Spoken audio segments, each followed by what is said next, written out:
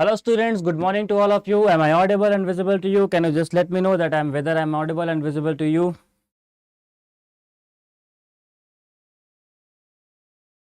It seems like yes, I am audible and visible to you right now. So let's start our day with the beautiful happenings that happened today with the daily current affairs brought to you by your teacher Ashish Kumar Singh. So without wasting our time students, let's quickly get started and let's get to learn about the beautiful happenings that happened recently.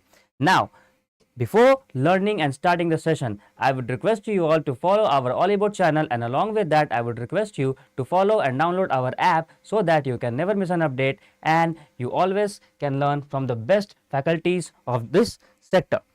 Moving forward, let us start our day by discussing some of the questions that we had done yesterday. Okay, that is the trend which we always follow. So the very first question which we'll be discussing today is which country's diplomat has been recently expelled from India. Okay, which country diplomat has been recently expelled from India? The answer to which will be Canada. Okay, we have seen this news in yesterday's current affair, so it's just a recall for you all. And the next question is that the Nuakhai festival is celebrated after the end of which festival? It is a very important festival, the Nuakhai festival. So the Nuakhai festival is celebrated after the end of which festival is the next question which we will be learning. Now the answer to that would be not Holi, Diwali, Dashara, Ganesh Chaturthi or none of the above. The answer to that would be Ganesh Chaturthi, right? The answer to that would be Ganesh Chaturthi. Now let's move forward and see the next question, that India and Malaysia recently conducted 10th joint subcommittee meeting in which of the following places?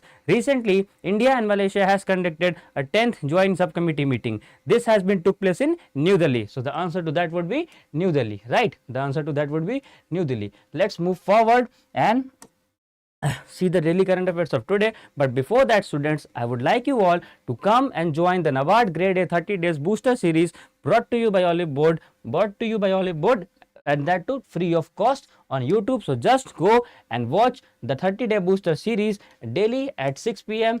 from 18th of September. Okay. So let's move forward, and the first news of the day is INS Nirakshak. Okay, INS Nirakshak is in news. Why is in news? Because it is conducting joint diving training exercise. INS is conducting joint dive training exercise, and that is why it is in news. This joint dive training exercise was conducted in Sri Lanka. Okay, this dive training exercise was conducted in Sri Lanka, following which INS Nirakshak received a warm welcome with officials from HCI Colombo and the SLN band playing Sare Jahan Se Acha. So yes, this is a very important fact, that when INS Nirakshak visited Colombo, there where the song was played Sare Jahan Se Acha. So it is a very important fact. Just keep in mind that Sare Jahan Se Acha was played when INS Nirakshak visited Colombo for the joint dive training exercise. Okay. Now let's move forward. INS Nirakshak arrived at Sri Lanka's Trincomalee port. This is also an important fact, that at which port of Sri Lanka INS Nirakshak recently visited. The question can be in that manner, na? That at which port of Sri Lanka INS Nirakshak visited. So the answer to that would be Trincomalee port. Now the next point is the vessel also conducted a mixed gas diving session. See, INS Nirakshak has visited Sri Lanka, okay, and it has done a joint diving session with the Sri Lankan Navy, and along with that it has also done a mixed gas diving session with the Sri Lankan Navy. The name of the diving session was INSLN Divex 23, that is India Sri Lanka Divex 23. Whenever you see such short forms in the news, you can easily decipher that okay, it's INSLN. INSLN means India and Sri Lanka diving exercise 2023. So the meaning of this is India Sri Lanka diving exercise 2023. Okay. Now let's move forward and let me give you some additional information about the news. The deepest dive carried out in the country to a depth of 257 meter was carried by INS Nirakshak, and that is a very important point. INS Nirakshak is a very important vessel for India. The deepest dive carried out in the country is done with the help of INS Nirakshak, and the deepest dive is of 257 meter. Okay. Now the ship has been in service in Indian Navy since 1989. See how much old the ship is. The ship has been in service with the Indian Navy since 1989. Can you imagine it? INS Nirikshak is such an old ship that it has been in with the service of the Indian Navy since 1989. So just keep in mind these two additional points. This might be asked in the examination, that whether what was the deepest dive carried out in the country was carried out by which ship, and secondly it can be asked that the INS Nirikshak has been in service with the Indian Navy since what time. So INS Nirikshak has been in the service of Indian Navy since 1989. Okay. Now let's see the question from INS Nirikshak. The question is, INS Nirikshak has been in the service of Indian Navy since. Let me tell you the answer, but before that I would like you, any one of you, to give the answer that INS Nirikshak has been in the service of Indian Navy since. Can anyone answer? We have recently and we have just now learned it that INS Nirikshak has been in the service of Indian Navy since. Anyone please? Can anyone tell me? INS Nirikshak has been in the service of Indian Navy since. Okay, let me tell you the answer to that. INS Nirikshak has been in service of the Indian Navy since 1989. Okay, so the answer to that would be A. Moving forward, let's move forward and see the next news. That is Vijay and Kavarati. Vijay and Kavarati has been in news, but fortunately these two people are not people. These two are ships. Okay, Vijay and Kavarati are ships, right? Vijay and Kavarati are ships and they have arrived in Singapore. Where they have arrived? They have arrived in Singapore. Why they have arrived? Why they have arrived in Singapore? Let us see. INS Vijay and Kavarati and submarine Sindhu Kesari has also arrived in Singapore. So Vijay, Kavarati and Sindhu Kesari, these are three friends. Just remember by this mnemonic that Vijay, Sindhu Kesari and Kavarati are three friends who had gone to Singapore to travel and explore. Okay, who had gone to Singapore to travel and explore. Vijay, Kavarati and Sindhu Kesari. Okay, they have arrived at an annual bilateral joint military exercise. An annual bilateral joint military exercise, that is SIMBEX, that is Singapore India military bilateral exercise is being conducted in Singapore, because of which Vijay, Kavarati and Sindhu Kesari, who are three friends, have gone to travel and explore to Singapore. Okay, so just keep in mind Vijay, Kavarati and Sindhu Kesari. Moving forward, Singapore India Maritime Bilateral Exercise is the full form of SIMBEX. It's the 30th edition of this exercise. That is also very important, students, that you must remember the edition. So it's the 30th edition of the exercise, and SIMBEX exercise is conducted since 1994. Since when SIMBEX exercise is being conducted? SIMBEX exercise is being conducted since 1994. So just keep in mind two numbers as of now for this year for SIMBEX, that is 3 and 4. Okay, 3 and 4. You can just remember 3 and 4 and you can remember the whole SIMBEX exercise. See, 3 means 30th edition, 4 means that it has been in, it has been conducted since 1994. So 3 and 4 SIMBEX. Okay, and 3 friends have gone to SIMBEX. Who are these 3 friends? Vijay, Kavarati and Sindhu Kesari, right? Vijay, Kavarati and Sindhu Kesari had gone to Singapore for the exploration of the city. Okay, now let's move further. Capital of Singapore is Singapore. Do you know that Singapore is a city state? Okay, it is a city state and hence the capital of Singapore is Singapore, and the currency of Singapore is Singapore dollar. Okay, the currency of Singapore is Singapore dollar. By the way, it's a very beautiful city. I had also a dream of going and enjoying Singapore at some time, so I'll surely do that. Now the question is, along with Vijay and Kavarati, which submarine ship arrived in Singapore from India for the conduction of 30th SIMBEX exercise? It's a very easy question, but it is being seen lengthy. You have to catch the root words that, okay, along with Vijay Kavarati, which submarine ship arrived in Singapore? That's all. You need not to, go and see the next part of the question. You can easily answer that along with Vijay and Kavarati, which submarine ship has visited Singapore? The answer to that would be Sindhu Kesari, right? The answer to that would be Sindhu Kesari. Why? Because Vijay, Kavarati and Sindhu Kesari are 3 friends who had gone to Singapore to enjoy and explore. Okay.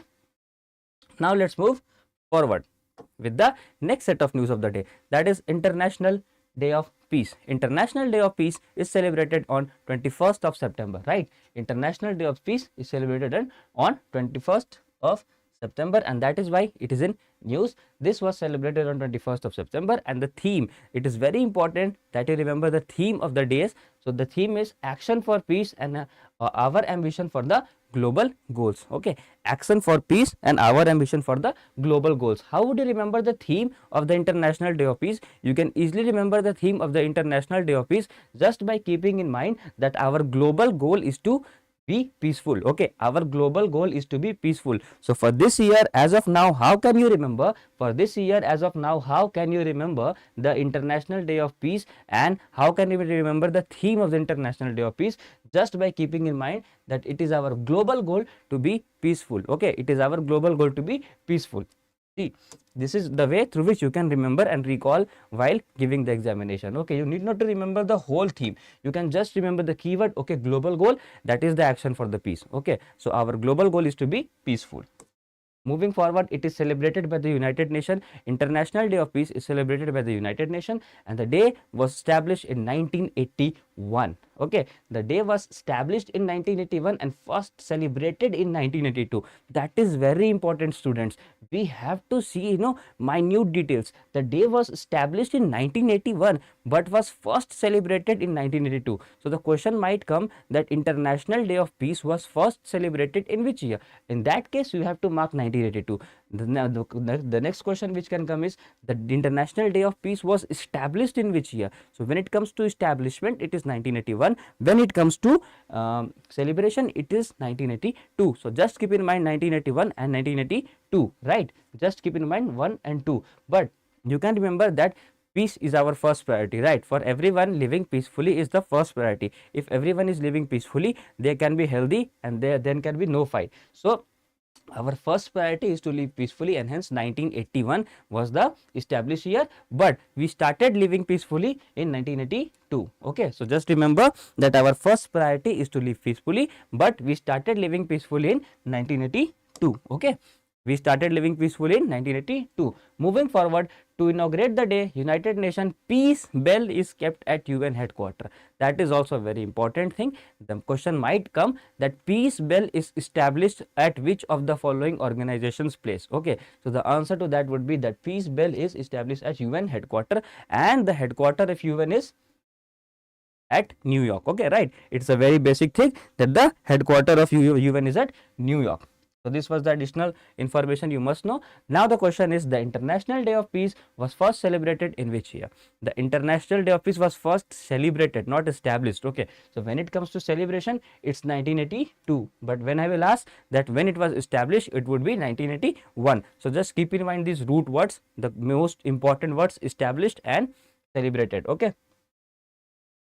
Now moving forward with the next news, that is Udan Bhavan and e-wallet facility. Two facilities has been launched, Udan Bhavan and e-wallet facilities by Jyoti Aditya Sindhu sir, and he is the Minister of Civil Aviation. He is the current Minister of Civil Aviation and has recently inaugurated Udan Bhavan and e-wallet facility. Okay, he is the current Minister of Civil Aviation. Moving forward, why news? Because Udan Bhavan is an office building located at the Safdarganj airport in New Delhi. Okay, Udan Bhavan is an office building. Basically, Udan Bhavan does not mean that it is a place from where the flights will take off or take in. It is a building. It is a complex, official complex, which is located in New Delhi. An e-wallet payment system helps to deposit money to the government of India 24/7. Basically, with the help of e-wallet system, you can do the transactions with the government of India 24/7. So e-wallet system and Udan Bhavan has been inaugurated by the Minister of Civil Aviation, that is Jyoti Aditya Sindhu sir. Udan Bhavan is an area of approximately 71257 square kilometer, that is 71,257 kilometer is the area of the Udan Bhavan, and it has been made at a whopping cost of 374 crore. Nearly 374 crore has been invested to create Udan Bhavan. So just keep in mind this number, that is 374 crore. How can you remember that? See here, 4 plus 3 equates to 7. Okay, so 374 crore means 4 plus 3 equates to 7. So whenever the question comes that Udan Bhavan has been created at a whopping cost of what money. So you can easily remember, okay, sir has said that 4 plus 3 equates to 7, so it's 374 crore. Okay, so 374 crore would be the hopping cost, and it has been made at an area of 71,257 square kilometer. Now the e-wallet is open under the Bharat Kosh Advanced Deposit Portal. E-wallet has been also opened. The work of the e-wallet is to facilitate transactions between the government of India and the people. Okay, and that has been opened under the Bharat Kosh Advanced Deposit Portal. What is Bharat Kosh Advanced Deposit Portal, students? Bharat Kosh Advanced Deposit Portal is an initiative of the Office of Controller General of Accounts, Ministry of Finance. That is also very important. Just keep in mind कि भारत कोश advance deposit portal is an initiative of the Office of the Controller General of Accounts, Ministry of Finance. See, basically what I'm trying to say is that the Ministry of Finance Controller General's office has opened an initiative, that is Bharat Kosh Advanced Deposit Portal, under which they have opened e-wallet. Okay, and that e-wallet has been inaugurated by Jyotiraditya Scindia sir. So basically they are trying to give the service under the Bharat Kosh Advanced Portal, and that service is being provided by e-wallet, and e-wallet has been opened by Jyotiraditya Scindia. Clear? It's a product that is being provided by this organization, okay, and that has been unveiled by the Minister of Civil Aviation. Now one more thing, that Udan, the office complex wherein which has been launched in New Delhi, is a GRIHA rated building. What do I mean when I say GRIHA rated building? It's Green Rating for Integrated Habitat Assessment. That means that GRIHA rated building it is a eco-friendly building. Okay, it is supporting eco-friendly building. It is supporting the eco-friendly nature. It is an eco-friendly building. Okay, so Udan is an eco-friendly building, and that means it is a GRIHA rated building, right? And Bharat Kosh Advanced Deposit Portal is an initiative of the Office of the Controller General of Accounts, Ministry of Finance, Government of India. Okay, the question is, Udan Bhavan was inaugurated by which of the following person? See here, Narendra Modi, Amit Shah, Jyotiraditya Scindia, Vijay Singh, and none of the above. The answer to that would be Jyotiraditya Scindia sir. Not every inauguration is done by the Prime Minister or the President. There are other ministers also who are responsible for other inaugurations. So just keep in mind that blindly not Modi is only the answer. Not Narendra Modi can be the only answer. Many other ministers are there. They also inaugurate the things. So that can be very fruitful for your examinations. Now moving forward, Kisan Rin Portal has been launched. See here, Kisan Rin Portal has been launched on 19 September 2023. Okay, and Finance Minister Nirmala Sitharaman. See what I said, not Prime Minister is very busy. It's not that he will inaugurate everything, na. So Finance Minister Nirmala Sitharaman and Union Agriculture Minister Narendra Singh Tomar. So the two information is that Finance Minister is Nirmala Sitharaman and Union Agriculture Minister is Narendra Singh Tomar. They have launched Kisan Rin Portal. Okay, Ghar Ghar Kisan Credit Card was also launched during the event. Okay, Ghar Ghar Kisan Credit Card was also launched during the event. Okay, these initiatives focus on giving agriculture credit schemes like MIS and KCS, like Modified Interest Subvention Scheme and Kisan Credit Card Scheme. So just keep in mind that Kisan Rin Portal, Rin means loan. Okay, Rin in Hindi, loan means Rin. So Kisan Rin Portals basically focuses on giving agriculture credit, agriculture loans, which we have been already provided, which the Indian government has been already providing, and we have been getting it with the schemes like MIS and Kisan Credit Card Scheme. So it's a add-on to Kisan Credit Card Scheme and MIS. Basically, they have tried to mix the two scheme and give it in one portal, that is Kisan Rin Portal, because that with the help of which simplification is done. Firstly, if you are a farmer, you have to go to the Kisan Credit Card Scheme portal and you have to apply there, or you have to apply through Modified Interest Subvention Scheme. Now they have done what? They have opened a portal and they have provided both the things. Okay, come here, you can apply through this also and this also, that is MIS and Kisan Credit Card Scheme. It also focuses on Pradhan Mantri Fasal Bima Yojana, that is a crop insurance scheme. Basically they had done is they had combined all the agriculture and crop related schemes and they have put it in one portal, so that ease of transactions can be done and people cannot travel from one portal to another to get the credit. So first thing, the Kisan Credit Card was launched in 1998. It is a very old scheme. Kisan Credit Card was launched in 1998. Pradhan Mantri Fasal Bima Yojana is a very new initiative. It has been launched in 2016 and MIS is launched in 2006 or 7. So just keep in mind that Kisan Credit Card 1998 1998. Okay, Kisan Credit Card 1998, Pradhan Mantri Fasal Bima Yojana that has been launched in 2016, and MACE has been launched in 2006 or 7. Okay. Now the question is, Kisan Rin Portal was launched on which date? Okay, Kisan Rin Portal was launched in which date? The answer to that would be 19th of September. On 19th of September, Kisan Rin Portal was launched. Okay. Now let's move forward. The next news is Dil Jasn Bole. Okay, the next news is Dil Jasn Bole. ICC World Cup Anthem song is Dil Jasn Bole. ICC World Cup Anthem song is Dil Jasn Bole. ICC Men's World Cup is just around the corner. Okay, and Ranveer Singh and Preetham, the music composer Preetham is a very famous music composer. So Ranveer and Preetham has collaborated to release this song. Just remember that two friends are enjoying. Okay, Ranveer and Preetham. Ranveer and Preetham are enjoying, and later on many other friends would also come, but as of now Ranveer and Preetham are enjoying and singing the song Dil Jasn Bole. Ranveer and Preetham are enjoying and singing the song Dil Jasn Bole. Now let's move forward.